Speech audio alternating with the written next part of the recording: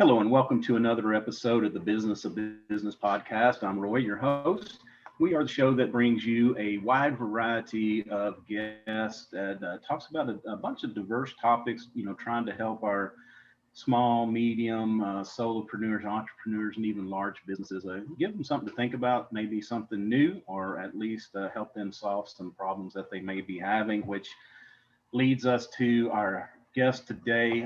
This is it's such a timely topic that I'm glad I ran across Brian. Brian Gill is the CEO of Gillware, which they are a data recovery service, and then he's also a cybersecurity expert. And Brian, first off, welcome to the show. Thanks so much for taking time out of your day to be with us. Roy, you're the man. Thanks for having me.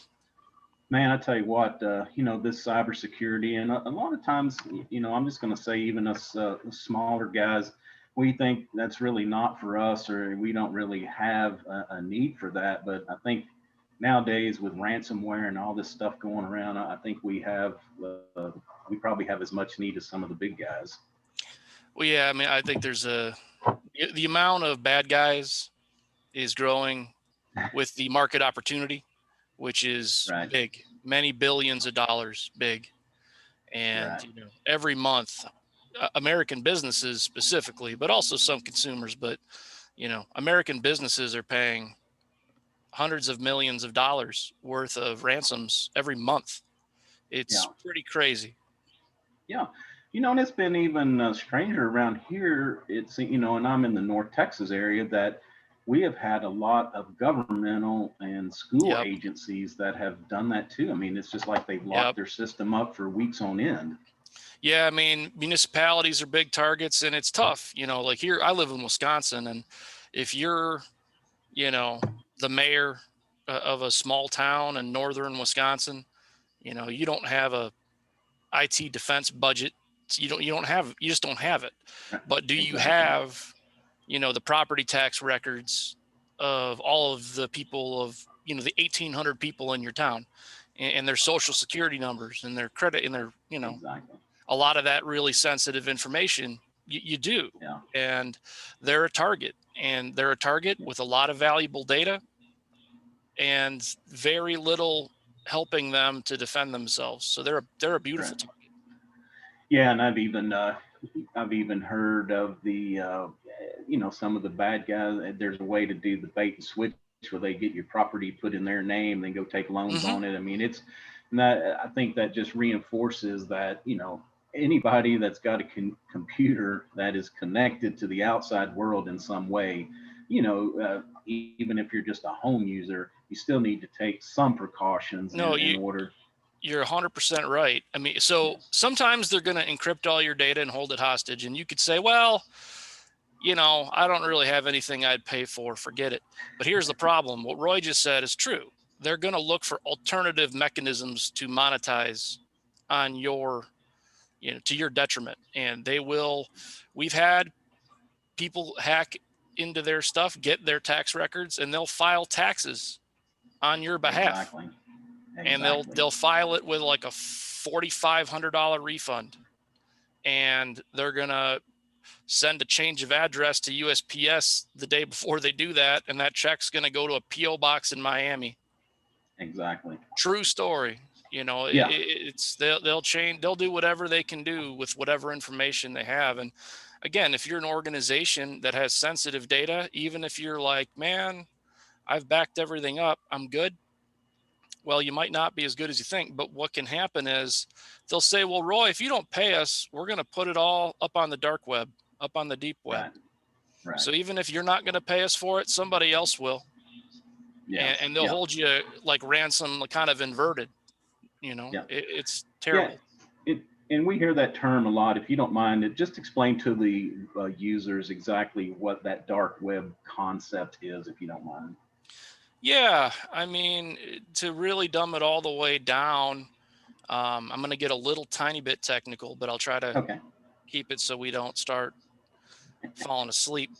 But, when we go to google.com, that's going to go to something called a DNS server. The DNS server is going to say, oh, you are going to go to this IP address, and it's a bunch of numbers, and that's how that traffic's going to flow. And the dark web is not on DNS. There's special browsers that you use. One's called Tor. And frankly, a lot of this technology is not evil by nature. I run a Tor browser. It's a great privacy. It's like an internet browser like any other, but it's a privacy browser. Right. But they don't, it's not a system where the government can shut it down easily, because there's no central point of failure like DNS providers, where the government can come in and say, hey, google.com is now banned, and they just remove it from DNS, and then nobody can get there. Right. It's kind of like DNS by groupthink. It's a little different. Yeah. But what happened, and again, a lot of the dark web and deep web is not evil. Most, probably 99% of it is just like the normal internet. But 1% of it's some pretty bad stuff. You can, little marketplaces to buy drugs and buy illegal, narcotics and weaponry, and, and obviously sell people's information, and child crime photographs and all kinds of really bad stuff is out there too. Yeah, and that's what I was going to mention next. Is I think it's I won't say it's relatively small, but it's like, if one guy has your information, maybe he's limited. But I think the other component of this dark web is it's able to spread your information, and they sell it. Sometimes it's like, I work on it for a while. If I can't do anything malicious, then I can send it off to somebody else, and all of a sudden, what little piece of information they have on you has been spread all over the world. And now, instead of one guy trying to get to you, there may be 1,000 people trying to get to you. Yeah, and they sell them as what they call kits, KIT, and like a full kit is basically, Roy's name, social security number, where his banks are, what his driver's license ID is, maybe a picture of his driver's license. When they have that full-blown kit, maybe because they got it from like a small municipality in Texas, they'll sell that kit for a lot less than you might think. They might sell a kit for $10. But the guy that buys it is going to look to do something, and about as like, you kind of almost have to hope all he does is like register a credit card in your name, like, and cause you a little bit of identity theft and a little bit of pain. Like that's about the best thing that can happen to you when one of these guys buys a kit, and it can get a whole lot worse. Yeah, and I want to get you to tell us, let's just kind of, we'll start at the beginning, thinking about that smaller business out there, some things that they can do. One thing I just want to mention is our webcams have become a vulnerability, and luckily, mine's got the little cap where I can shut it. We can shut them when we're not using them. But some of the older computers, that web camera is just always exposing your background. So the other thing, I may sound a little freakish, I'm sure, but I got on my older computer, I got like a piece of tape and some paper across that, just where I can control when it's viewing the me and the world behind. So just Mark Zuckerberg has one. So if Mark Zuckerberg's covering up his camera, like right, exactly. I mean, he's the Facebook guy. Yeah, right.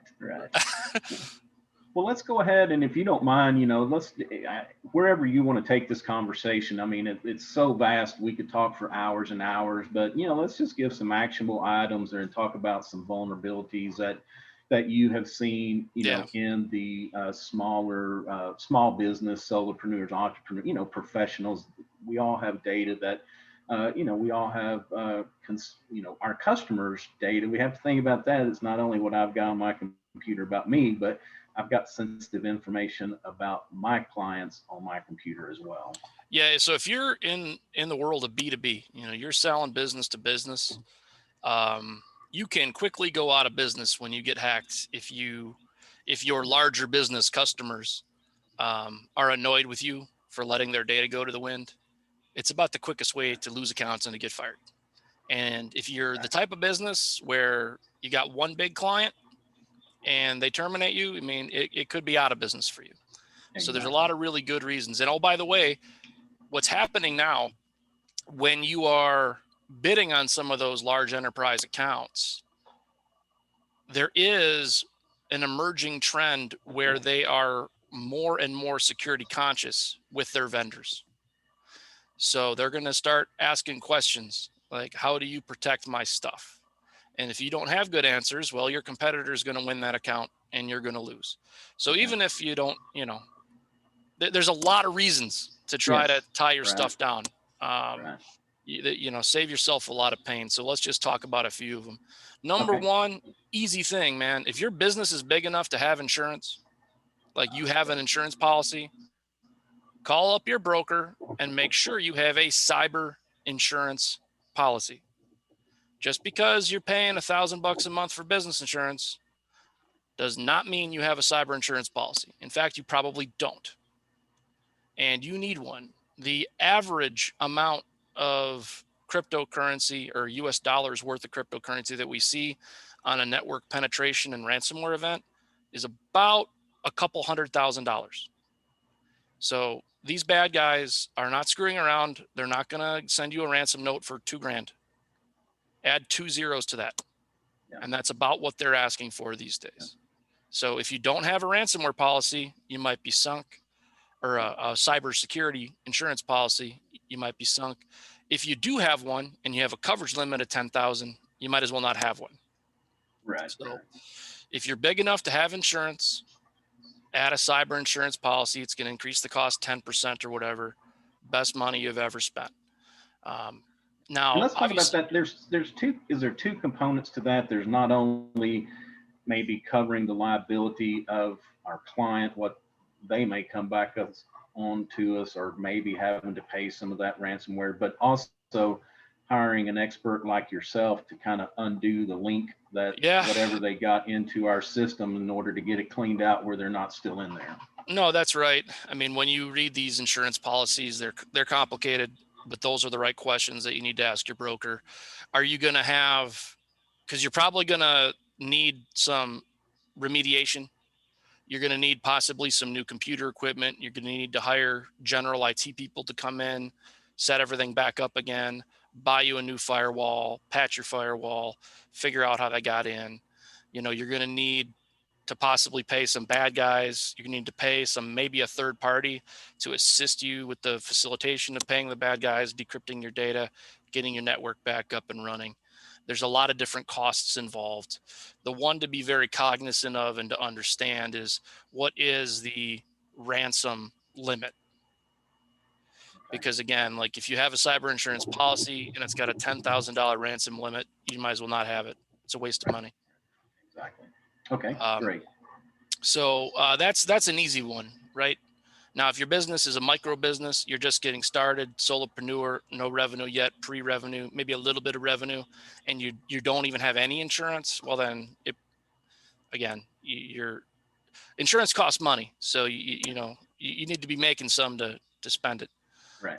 If you're raising capital, like if you are you're running around trying to raise a couple $100,000 of seed capital to start your business, in your business plan, stick like 5 or 10 grand of that money to lock down your IT security. Savvy investors are not going to be turned off by that. They're going to be turned on by that. They're going to say, oh, this guy's smart. This gal is smart. They're going to take 1% of what we give them and spend it on IT security. That sounds like a good idea to everybody. Put it in there, budget for it. I guess the number one way that people get hacked is failures in user authentication, which most of us know as passwords. Okay. Passwords suck, and most humans are really terrible at making passwords. They've got 1 or 2 passwords, 1 or 2 twists, or sometimes they put an exclamation point at the end. Now it's unhackable. Most people have very, very bad passwords. They've got 50 places where they go, and they got 2 passwords. And it's like the name of the house they grew up on, the name of their dog, and an ampersand. It's just terrible. Right. So easy to hack. And there's so many ways the bad guys can get that. And sometimes you're not the victim of the initial attack. Yahoo had like a database of whatever 200 million plus users, and the bad guys hacked Yahoo and got all of the passwords for everybody on Yahoo. And this was a long time ago, but it's sometimes if you have one password for everything, well, any one of those 50 services can get hacked, and now your password's in the wind for the other 49 services, including your bank. Point. Yeah. So yeah, that's a great point, because they'll just, I have limited knowledge, but they have these programs that they can load up your username and password, and then when they find out your bank, your credit card, they'll just auto run through all those until one of them gets a hit. Yeah, it's called a dictionary attack, and it's super trivial to set up. Yeah. So again, what do I do? Well, again, if you can see a video feed, I've got a Yuba Key here. This thing's $40. You can buy it on Amazon. I'm not affiliated with them. Okay, I'm sorry. What, can you spell that? Yuba? Yeah, a Yuba Key. So it's Yubikey. Okay. And there's a bunch of different vendors of similar equipment, but what it does is it replaces all your passwords. It's got it looks like a key. It's got a hole in it for your keychain. It can get plugged into USB on your computer. And when you go to log into stuff, you basically push this physical button. So if somebody hacks into your computer, they've got remote access to it, and they're trying to log in as you to stuff. Well, if you're not sitting there pushing that physical button, it doesn't log you in. That's awesome. Yeah, I've never even heard of that. So thank you. Technology's coming. It talks NFC to my phone, so it doesn't. My iPhone doesn't have a plug for USB, but it syncs right up to my phone. It's fine. Okay. It's a great little product. Gets rid of all your passwords, and actually does passwordless entry for most of the modern websites. So it's not even a normal password type of handshake. It's a whole different security protocol. Okay. So again, if you have a crappy bank that doesn't allow for this kind of thing, or if it doesn't allow for two-factor authentication, get a new bank. Yeah. Okay. Now, so is something like that going to be easy for a novice like myself to to order it and get it set up where it'll work pretty seamlessly? Yeah, it's not complicated. Okay, great. Frankly, it's easier than remembering 500 passwords.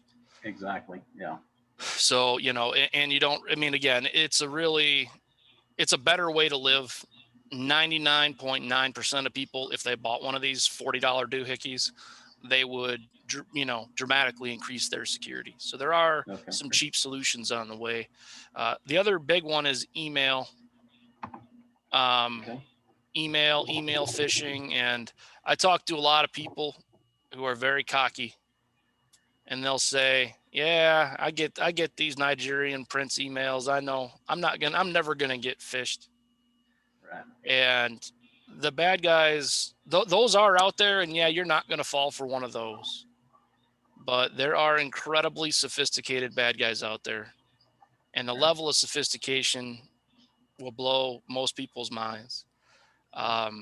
There's probably people out there that could put this conversation through a computer, capture enough about my inflection and the way I talk, use AI, to generate a conversation, call my company, say, hey, this is Brian. Can you reset my password to the XYZ system?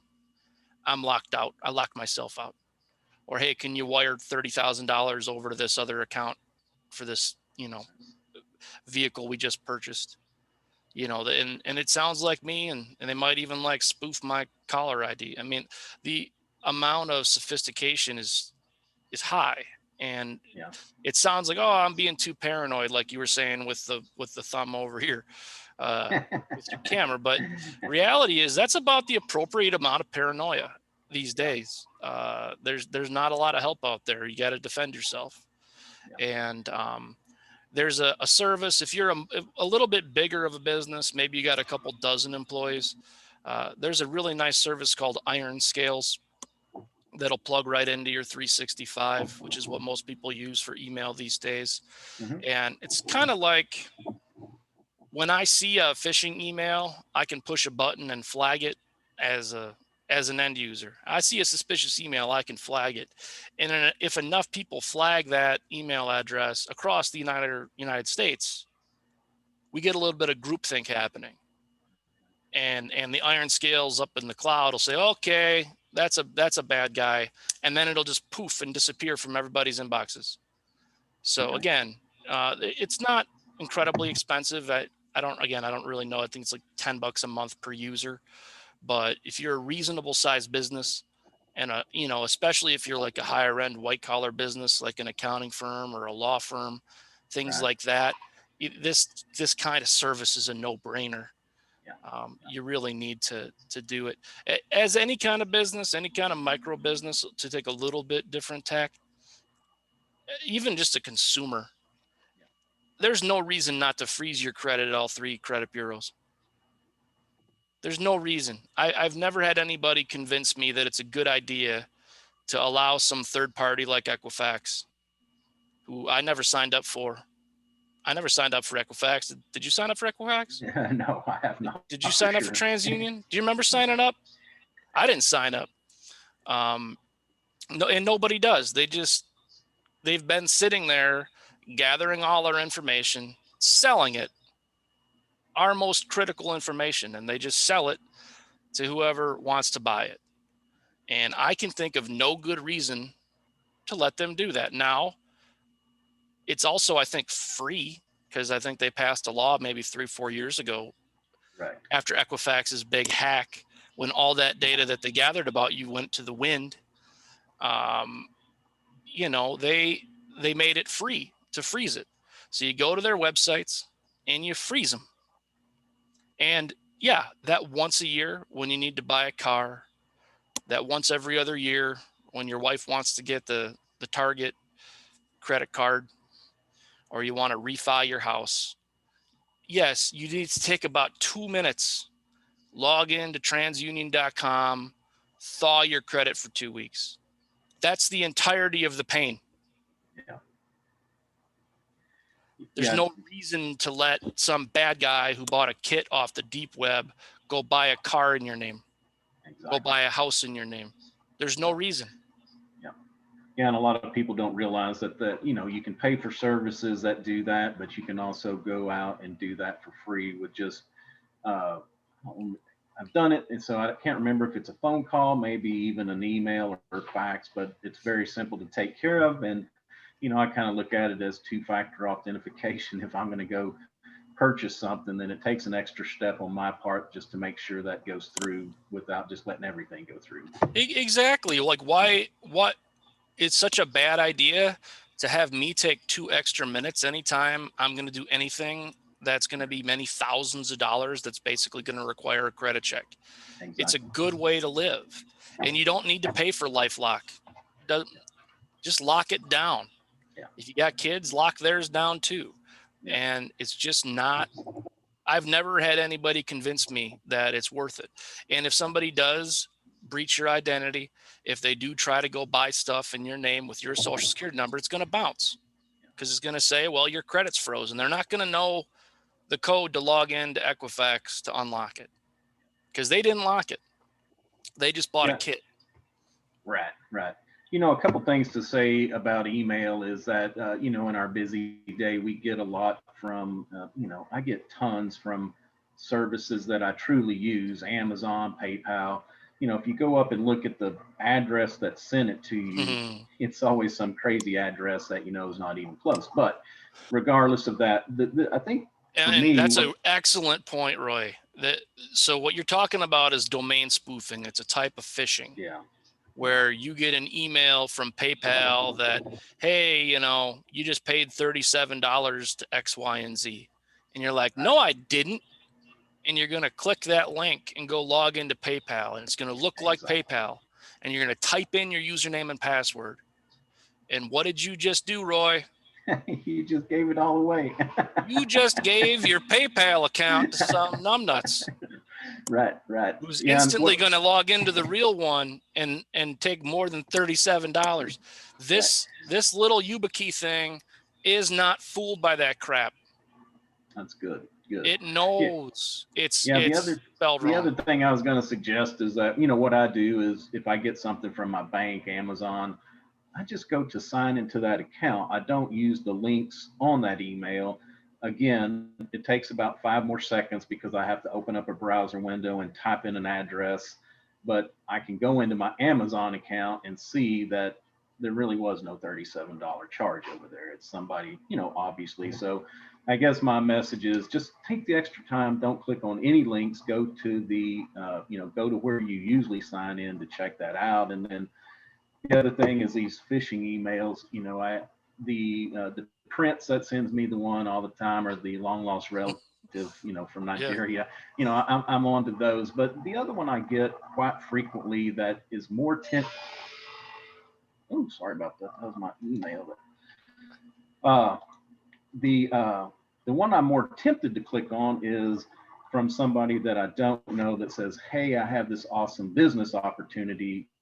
Please just click on my link and I'll share all this information." And while I don't, it can be tempting in business to say, "Oh, that's somebody really wanting to reach out." But my thing is, it would come from a company in my business. It would come from a company email. It would come through LinkedIn. They would tell me, "I'm with so and so company. This is what we're looking for."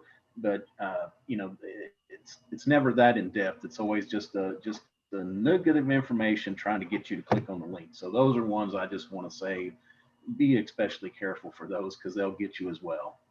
Well, and to take with email, we could talk about email for hours, but the last thing I'll say is Okay. sometimes you get an email from me, and it'll say, "Hey, Roy, thanks for having me on the show. Here's a link to my Dropbox where I got that document I wanted to share with you." And the problem is they hacked my email. So sometimes your email didn't get hacked. Your friends, your vendors, your suppliers' email got hacked. And you've all probably seen this where, some vendor that you haven't talked to for 3 years sends you some email out of the blue talking about some RFP. You've all probably had it happen. And you're like, "Well, that's weird. And what invoice? I haven't done business with that guy in 5 years." Yeah. Well, his email got hacked.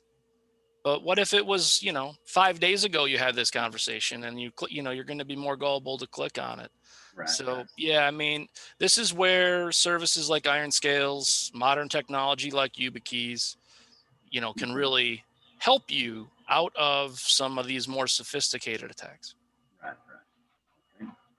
So what's next on our list there after we Well, and get to maybe it email? should have been first, but back up. Okay. Okay. Everybody needs to back up their damn data. It is 2021, last I checked, and like probably half the world's data is not backed up anywhere. It's crazy to me with how phones and how laptops and how OneDrive and how Google Drive and how we have all these automated ways and all these cloud services, and yet half of our stuff is not backed up anywhere.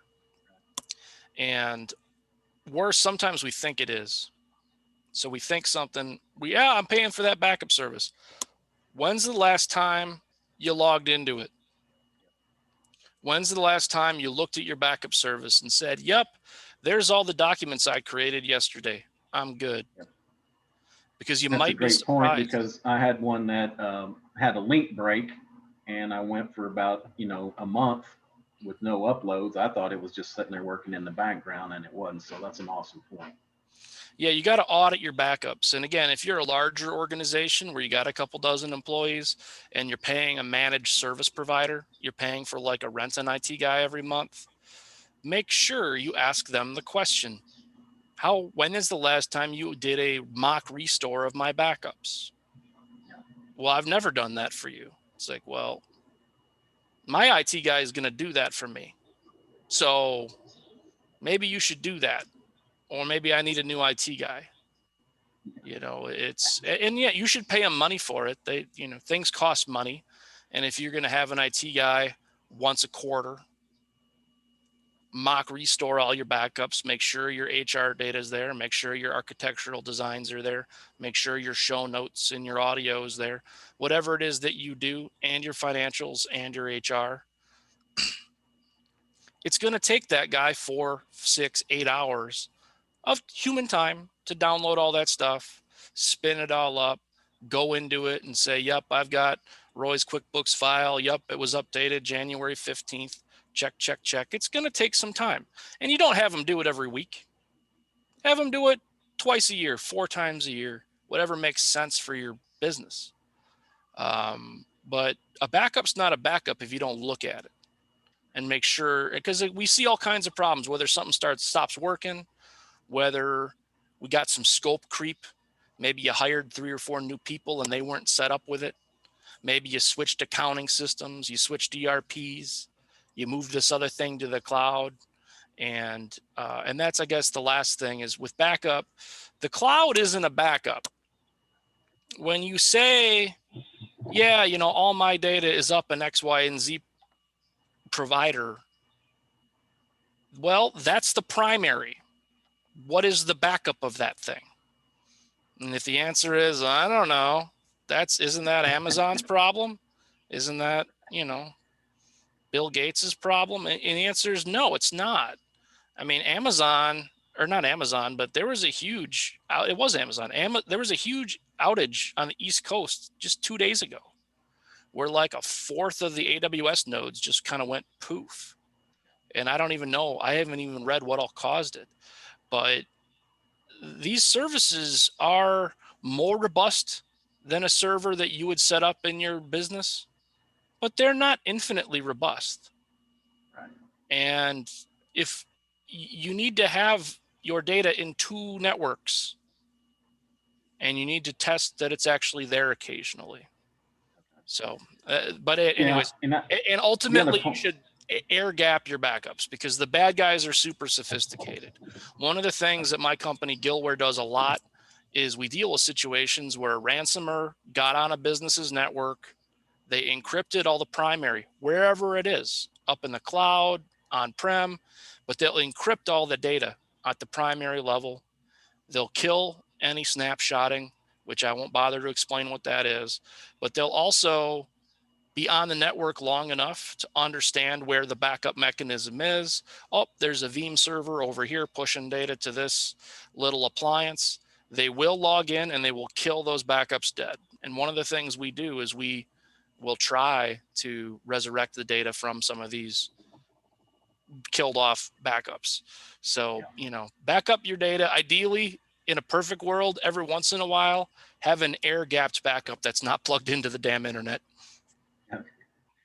Yeah, and it's important, because this is not only malicious, but I was going to say the other thing we need to see is how fast can we get our hands on that backup, because you could have a fire, you could have flood, water damage, tornado. There's a lot of things besides mischief that can happen to your equipment.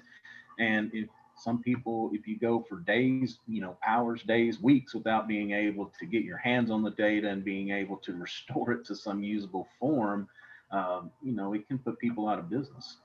Oh yeah, or it'll really annoy their insurance company, and that happens. So we run a data recovery lab, and so we get hired sometimes in corporate situations where, the good news is they're a backup, and the bad news is it's been downloading for 2 days and it is 3% complete.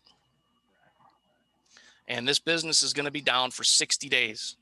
And the insurance company's on the hook to pay $25,000 a day every day they're down. So they'll drag those broken servers into us. We'll fix them because we can do it in 4 or 5 days, save the insurance company a bunch of money. So yeah, it's a weird deal, man. Backups are only there. And again, that is exactly the kind of thing you would learn in a mock restore. And exactly the type of question when you talk to your IT staff, like, hey, when's the last time we did a mock restore? Was it complete? And how long did it take? Yeah, exactly.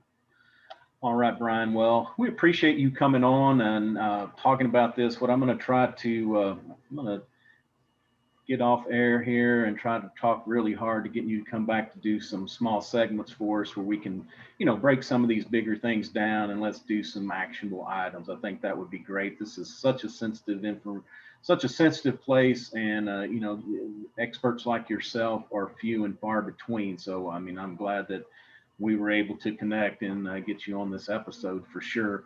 But before we go, you've already mentioned a few things maybe, but what is a tool that you use in your daily life? And it could be professional, personal, just something that adds value to your life. Yeah, I mean, if you want to just take a break from the cyber security and get into the more businessy thing, Okay. uh, one of the software tools that I use that I really enjoy is the LinkedIn Sales Navigator. Okay. So it's kind of like LinkedIn God mode. Costs about $100 a month, maybe a little more, but it lets me, if I'm trying to research a certain piece of storage equipment and I want to find the human that wrote the firmware for that equipment, um, I can get on LinkedIn Sales Navigator, put in a bunch of weird stuff, and bang, like there's my man. He's in Japan, and he's the guy that wrote the firmware for the XYZ doohickey. And I could Interesting. be on a chat with him 2 minutes later. And um, it did not exist 10 years ago. And that job of finding that resource 10 years ago was to navigate some of these companies with 10, 20, 50,000 employees to try to get somebody to tell me who did it. And it was almost impossible. So LinkedIn Sales Navigator, it's awesome. Okay. Awesome. Well, great. Well, Brian, tell everybody, basically who's your client, how you can help them, and then of course how they can reach out and get a hold of you. Yeah. So, I mean, hopefully you never do from a, Yeah. Right. from a crash perspective, but if you ever lose data, you find yourself in a data crisis. The remediation company that I run is called Gillware, Gillware, Gillware.com. We've been doing it for about 20 years now. We service over 10,000 clients a year, and we can usually help you out of that jam. If you're a more mid-sized business with maybe 100 plus employees, and you're kind of wondering how tight your own IT is, and you're getting a little bit worried, and you've been reading all this stuff in the paper, and you've seen Jeff Bezos himself got hacked, like when you see if they can hack him, they can hack anybody. Right. I Exactly. mean, it's you see all this stuff and you're worried. I also work with and co-founded a company called Tetra Defense, and that is a incident response firm, and they also perform risk management and risk assessments. So they will come in and remediate some of those $1 million+ ransoms and help dig out of those specific messes, but they also will help you with monitoring your network and what tools need to get installed, and they'll Yeah. put your IT department on an action plan, and they'll put them through the old Midas 31 step inspection. Like they really look at everything. And if you haven't figured it out, this stuff's really complicated. There's a lot of it, and the biggest problem with cybersecurity, man, is if you got one hole in your game, you could do almost everything right. It just takes one little problem, and it could cause all kinds of problems. So but if you're a big, medium to big size company looking for real help with locking down your security, or just maybe feeling good because you find out it is so good, but I don't think that's ever happened. That's over at tetradefense.com. Okay. Yeah, and the other thing we've talked about previously, and I don't want to open up another can here that we'll have to talk another hour about, but it's not only our computer equipment, our network, things like that, but it can be as simple as walking around and seeing what people leave on their desk. Janitor comes through, finds a jump drive, sees a thing of, list of your customers, list of password, or the other thing we talked about too was if you have these really cool office spaces in an urban environment where you've got a lot of traffic on the street and all your monitors are facing, this nice open window where anybody can just stand outside your building and take notes. There's a ton to this, and like you said, there's physical components to risk assessments, and kind of a funny one that'll make one of the ways when you get paid to hack into people's networks. Like one of the tricks is just to take a bunch of USB sticks and just leave them around the parking lot. But those USB sticks are programmed to basically hijack the computer and install a bunch of malware and give remote access. Gosh. Yeah, it's a dirty trick. Yeah, it's a dirty trick. So if you find one of these laying in the parking lot, throw it in the trash. Yeah, well, 10 minutes ago, I would have been the knucklehead that picked it up and said, I wonder what's on here. So, Do not plug it into your computer. Throw it right in the trash. Okay, we'll do that. All right, Brian. Well, thanks so much again for coming on. We appreciate all this great advice, and it's been a good conversation. I appreciate it. Y'all can find us, of course, at www.thebusinessofbusinesspodcast.com. Of course, all the social media networks, Facebook, Twitter, Instagram, and this will go up live on YouTube once the episode is posted as well. Also, you can find us on all the major podcast platforms.